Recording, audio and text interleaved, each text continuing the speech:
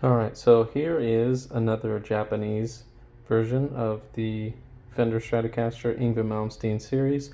This one I haven't really been able to for sure find which one it is, since when I pulled the neck there was no stamping on the body or the neck, at least that is in line with everything that I've seen so far. So this is either an ST71-140YM or an ST72-140YM. According to the Japanese guys I've talked to, since this one is early 90s, which is 93 or 94, this should be an ST71 140YM, because I guess they came out with the ST72s in the later 90s.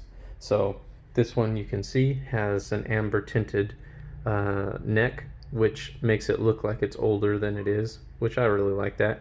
Single string tree. The bullet on these is a little bit shorter than the US made versions. This one is, since it's the 140YM, comes with brass nut, not quite as rounded off as the equivalent US models of the time. This one does use jumbo frets, which is nice. The scalloping is somewhere in between the first US version and the second US version, so it's deeper than the first, but not quite as deep or consistent as the second.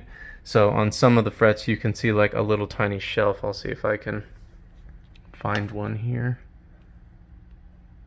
See, right up close to the fret there's a little flat spot. You can never touch it, or you basically never touch it when you're playing, so it's not really a big deal, but not quite as good a quality control. Still very good though. I mean, these guitars are very, very well made. They'll definitely give any of the US made Strats a run for their money. This one has the DiMarzios with the small logo, and these are DP117, so the HS3s, and then just a standard one in the middle. This one, the pot might need to be cleaned, but it doesn't feel quite as fast, so it might not be a speed pot. And none of the Japanese models that I've seen so far have the tone bypass, quote unquote, that gives it that really high top end sparkle or spank, whatever you want to call it. This one has the white pickguard, which looks really nice on the vintage white color. Then for the back, a lot of them that I've seen come with these black springs. I don't know what that's about. I always put a little piece of foam under there so that they don't ring out if you're trying to do palm muting and things like that. Got the Fender F logo plate there, and you can see it has italicized writing, which apparently they only did in like 93 or something like that, at least from what I've found. So this one, not quite as common, but they've done several different letterings on the Made in Japan guitars.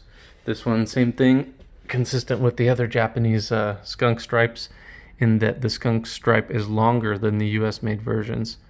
I think that's really about it. It's got the Fender F tuners, just like all the rest of them. Well, most of the rest of them. The early ones have the Clusons.